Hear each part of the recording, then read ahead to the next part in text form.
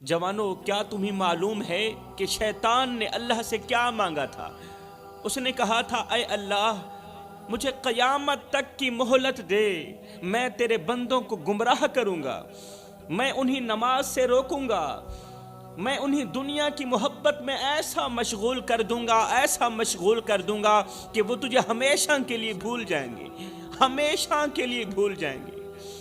आज देखो, शैतान का वार कामयाब हो चुका है। बड़े ही अफसोस के साथ कहना पड़ रहा है, शैतान का वार कामयाब हो चुका है।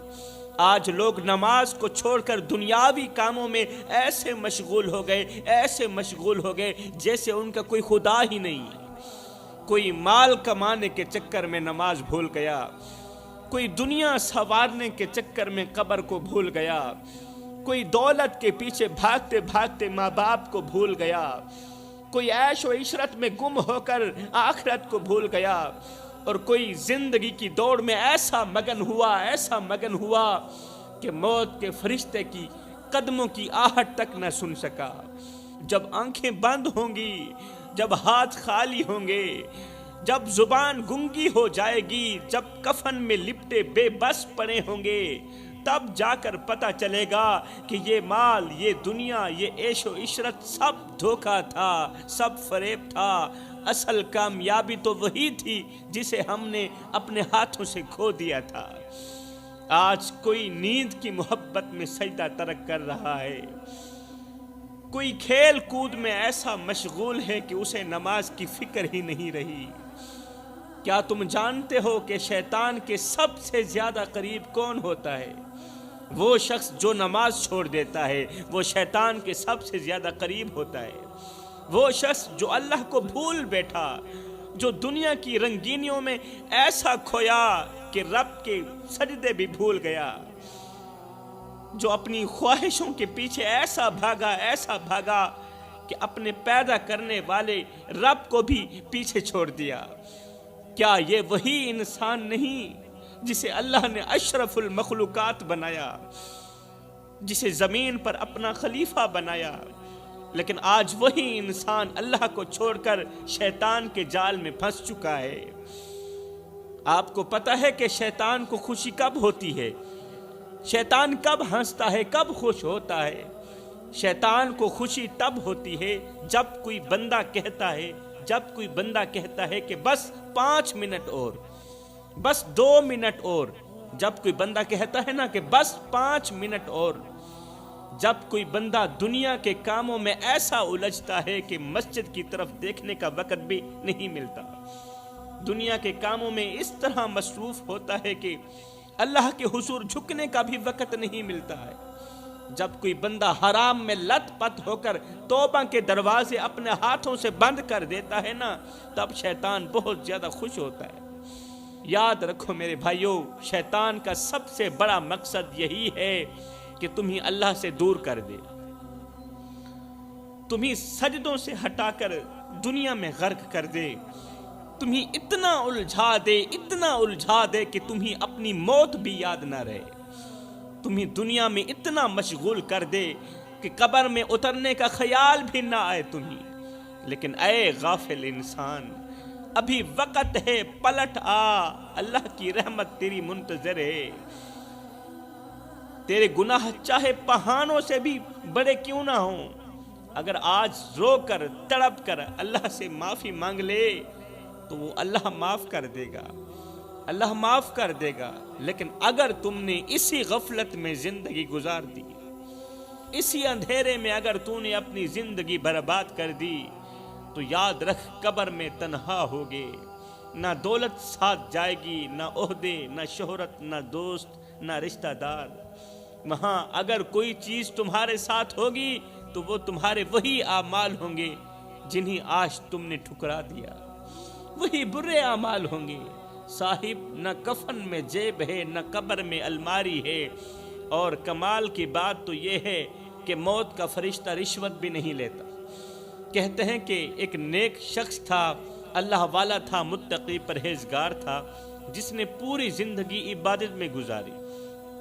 उसका दिल मस्जिद में लगता, रातों को जाग कर इबादत करता, हर वक्त اس کی زبان پر اللہ کا ذکر رہتا، لوگ اسے ولی اللہ سمجھتے تھے، اس کے کردار کی مثالیں دیتے تھے، اس سے نصیحتیں لیتے تھے اور اس کے قریب بیٹھ کر دلوں کا سکون پاتے تھے لوگ۔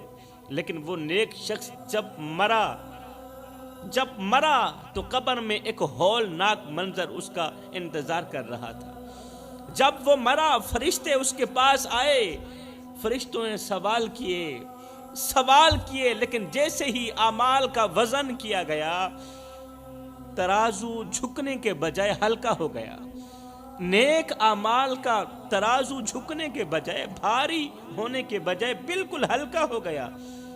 حیرت سے اس نیک شخص نے فرشتوں سے پوچھا، میں نے تو زندگی بھر اللہ کی عبادت کی، یا اللہ سے مخاطب ہو کر اس نے کہا، اللہ میں نے تو زندگی بھر تیری عبادت کی، ہر وقت نماز پڑھتا رہا، ہر دن روزہ رکھتا، دن کو روزہ رکھتا، پوری رات میں قیام کرتا، رکوع سجود کرتا۔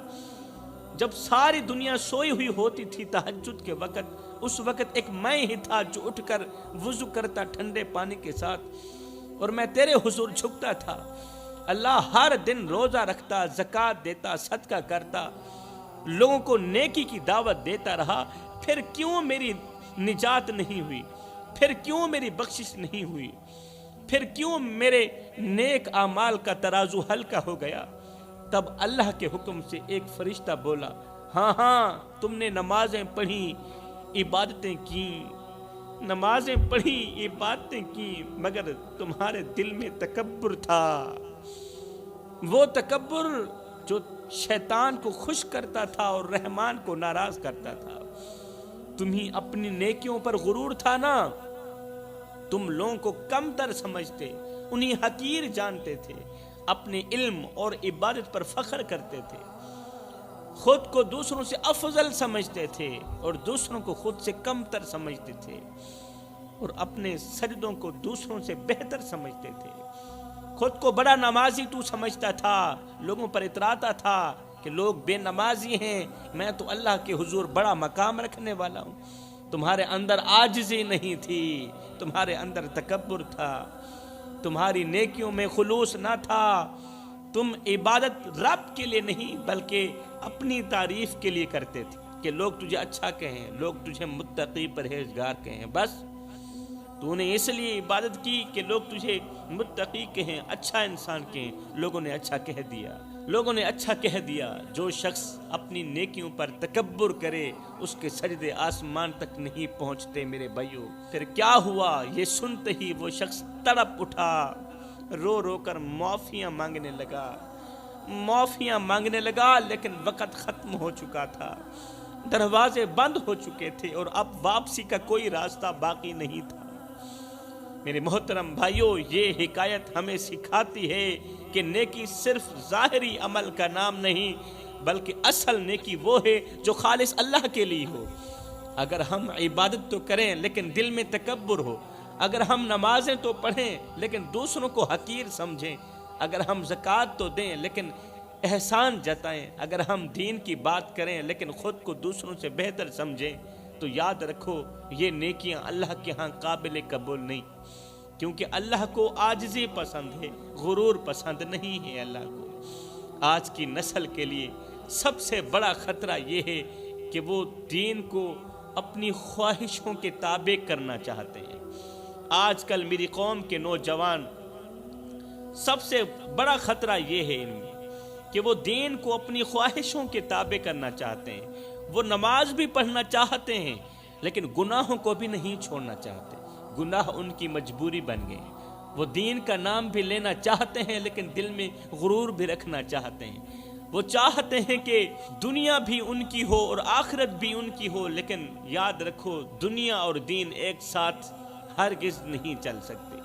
اگر نیت خالص ہو، میرا اللہ فرماتا ہے یا ایھا الذین آمنوا ادخلوا فی السلم کافہ، اے ایمان والو پورے کے پورے اسلام میں داخل ہو جاؤ، مکمل طور پر اسلام میں داخل ہو جاؤ، یعنی کہ آدھے تتر اور آدھے بٹیر بن کر نہ رہو، آدھے تتر اور آدھے بٹیر بن کر نہ رہو۔ اگر کردار یہی ہوا تو پھر مثال وہی ہوگی نا کہ دھوبی کا کتا نہ گھر کا نہ گھاٹ کا، میرے محترم بھائیوں، اگر چاہتے ہو کہ تمہاری نیکیاں قبول ہوں، خدارا عاجزی اختیار کرو، تکبر چھوڑ دو، دوسروں کو حقیر سمجھنا چھوڑ دو، بس اپنی عبادتوں پر غور کرو، غرور مت کرو، اپنی عبادتوں پر غور کرو، غرور مت کرو، کیونکہ اگر تمہارے اندر عاجزی نہ ہوئی، انکساری نہ ہوئی، تو تمہاری نیکیاں ایک رائی کے دانے کے برابر بھی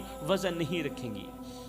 یاد رکھو، شیطان بھی بڑا عبادت گزار تھا، لیکن اس کا تکبر اسے ہلاک کر گیا۔ جب شیطان بنا تو اس نے اپنے رب سے مہلت مانگی، وہ جانتا تھا کہ اس کا ٹھکانہ جہنم ہے۔ شیطان کو بھی یقین تھا، وہ جانتا تھا کہ اس کا ٹھکانہ جہنم ہے، مگر اس نے اللہ سے قیامت تک کی زندگی مانگ لی، قیامت تک کی زندگی مانگ لی، اتنی لمبی زندگی مانگ لی تاکہ وہ انسانوں کو بہکانے کا مشن مکمل کر سکے۔ شیطان نے کہا مجھے قیامت تک کی مہلت دے، میں تیرے بندوں کو راہ راست سے ہٹا دوں گا، انہیں دنیا کے فریب میں ایسا الجھا دوں گا کہ یہ تیرے سجدے چھوڑ دیں گے، تیرے گھر کو دیکھنا بھی گوارا نہیں کریں گے، تیرے ذکر سے غافل ہو جائیں گے، تیرے بندوں کے دلوں میں میں تکبر بھر دوں گا، انہیں حرام میں مزہ محسوس ہوگا، لطف آئے گا، ان کی آنکھیں نامحرموں پر جم جائیں گی، ان کے دل دنیا کی محبت میں اتنے مست ہو جائیں گے، اتنے مست ہو جائیں گے کہ قبر کا خوف ان کے ذہن سے مٹ جائے گا۔ میں انہیں اتنا گمراہ کر دوں گا، اتنا گمراہ کر دوں گا کہ وہ گناہ کرتے ہوئے ندامت بھی محسوس نہیں کریں گے، گناہ کرتے ہوئے شرمندگی بھی محسوس نہیں کریں گے، اور میں ان کے اندر توبہ کو اتنا مشکل کر دوں گا کہ وہ اپنی آخری سانس تک میرے جال میں پھنستے چلے جائیں گے، آخری سانس تک میرے جال میں پھنستے چلے جائیں گے۔ پھر اللہ نے کیا کہا، سنیے، غور سے سنیے۔ اللہ نے فرمایا جا، تجھے مہلت دی، اے شیطان میں نے تجھے مہلت دی، مگر یاد رکھ میرے نیک بندے تیرے بالکل بھی قریب نہیں آئیں گے، میرے نیک بندے تیرے فریب میں نہیں آئیں گے، جو مجھ سے جڑ جائیں گے نا میں انہیں تیرے شر سے ہمیشہ کے لیے محفوظ رکھوں گا، جو مجھ سے جڑ جائیں گے، جو میرے ہوں گے نا وہ تیرے فریب میں آ ہی نہیں سکتے۔ اور آج دیکھ لو، شیطان اپنا وعدہ پورا کر رہا ہے، اور ہر انسان کے ساتھ ہے شیطان، کھلا دشمن ہے شیطان، ہر دل میں وسوسے ڈال رہا ہے، ہر نفس میں خواہشیں پیدا کر رہا ہے، ہر آنکھ کو دنیا کے حسن میں الجھا رہا ہے، ہر جوان کو نفس کے بہاؤ میں گرا رہا ہے۔ اے انسان، کیا تمہیں لگتا ہے کہ شیطان تیرا خیر خواہ ہے؟ ارے وہ تو خود جہنم میں جانے والا ہے۔ یاد رکھ، وہ ہر حال میں تمہیں اپنے ساتھ لے جانا چاہتا ہے۔ شیطان ہر حال میں تجھے اپنے ساتھ جہنم میں لے جانا چاہتا ہے۔ وہ چاہتا ہے کہ تمہارے پاس دولت ہو مگر سکون نہ ہو، سکون کا ایک لمحہ بھی تمہیں میسر نہ ہو، تمہارے پاس وقت ہو مگر عبادت نہ ہو، تمہارے پاس زندگی ہو مگر تمہیں قبر کی فکر بالکل بھی نہ ہو، تمہارے پاس علم ہو مگر تمہیں ہدایت نصیب نہ ہو۔ وہ تمہیں روز گناہوں کی طرف دھکیلتا ہے اور تم مزے سے اس کے فریب میں آ جاتے ہو، مگر یاد رکھو وقت بہت کم ہے۔ اگر آج تم نے اپنی آنکھیں نہ کھولی، خود کو نہ بدلا، اگر آج تم نے خود کو نہ بدلا تو ایک دن تمہاری آنکھیں قبر میں جا کھلیں گی، اور تب تمہاری چیخیں نکل رہی ہوں گی، چیخیں نکل رہی ہوں گی، مگر سننے والا کوئی نہیں ہوگا۔ شیطان تمہیں آخری لمحے تک کہتا رہے گا کہ ابھی وقت ہے، ابھی وقت ہے، مگر یاد رکھو میری قوم کے نوجوانوں، موت کا کوئی وقت مقرر نہیں۔ یہ شیطان کا بہکاوا ہے کہ ابھی بہت وقت پڑا ہے، موت کا کوئی وقت مقرر نہیں، اگلی سانس بھی ملے گی یا نہیں تمہیں خود نہیں معلوم۔ پلٹ آؤ، پلٹ آؤ، پلٹ آؤ اللہ کی طرف، اللہ کی رحمت تمہاری منتظر ہے۔ سجدے میں گر کر رونے کا وقت ہے ابھی، اس سے پہلے کہ وہ لمحہ آ جائے جب تمہاری چیخیں بھی بے فائدہ ہو جائیں۔ شیطان نے قسم کھا کر کہا تھا میں تیرے بندوں کو چاروں طرف سے گھیر لوں گا، انہیں آگے سے پیچھے سے دائیں سے بائیں سے گھیر لوں گا، ان کے دل میں دنیا کی محبت اس طرح بٹھا دوں گا کہ یہ بھٹک جائیں گے، ان کے خیالات کو آلودہ کر دوں گا، گندا کر دوں گا، ان کی نظریں حرام میں الجھا دوں گا۔ شیطان نے پورا زور لگا لیا، پورا زور لگا لیا، ہر راستہ گھیرنے کی کوشش کی، ہر راستے پر جال بچھایا، مگر 2 راستے بھول گیا۔ شیطان نے ہر ایک راستے پر اپنا جال بچھایا، مگر وہ 2 راستے بھول گیا۔ 2 دروازے ایسے چھوڑ دیے جن سے اللہ کا بندہ آسانی سے نکل کر اللہ کی طرف جا سکتا ہے، نیکی کی طرف جا سکتا ہے، آسانی سے نکل سکتا ہے۔ پہلا راستہ اوپر کا تھا، شیطان بھول گیا، یعنی اللہ کی رحمت کا دروازہ، دعا کا دروازہ، استغفار کا دروازہ، وہ دروازہ جس سے نکلنے والا کبھی شیطان کے قابو میں آ ہی نہیں سکتا۔